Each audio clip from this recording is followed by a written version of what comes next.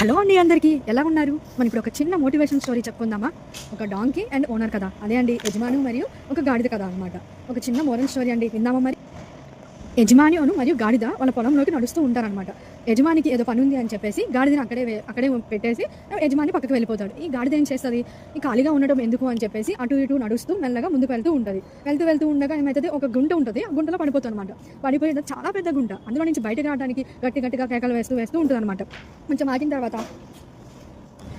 తర్వాత ఓనరు అక్కడికి వచ్చి ఆ గాడిదని వెతుకుతూ ఉంటాడు. ఆ గాడిదేమో ఆ గుంటలోకి పడిపోయింది కదా, అది అరుస్తూ ఉంటుంది, కాపాడండి అని చెప్పి. ఆ ఓనర్ ఏం చేస్తాడు, వెళ్ళి ఆ గాడిద ఎందులో పడిపోయిందో చూసి దాన్ని తీయడానికి ట్రై చేస్తాడు అనమాట. ఎంతసేపటికి అది రాకపోయేసరికి ఇది ఎలాగో మనకి ఇప్పుడు యూజ్ లేదు, ముసలి అయిపోతుంది కదా, దీంతో మనకేముందిలే అని చెప్పేసి ఆ మట్టిని దాంట్లో వేస్తాడు. బతికుండగానే దాన్ని సమాధి చేయడం కోసం దాంట్లో మట్టి వేస్తూ ఉంటాడు.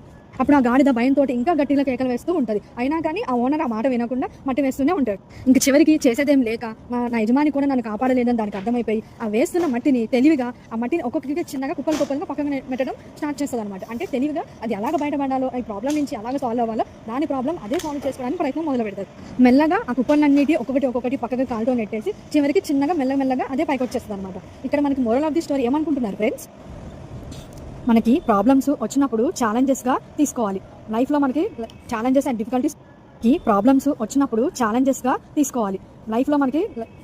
డిఫికల్టీస్ వస్తూ ఉంటాయి. సో వాటిని మనం ఓవర్కమ్ చేయడానికి మనకి మనకి ఉన్న నెగిటివ్ పీపుల్ అయినా కానీ మనకి ఆపర్చునిటీని మనం తీసుకొని ఇంప్రూవ్ అవ్వాలి.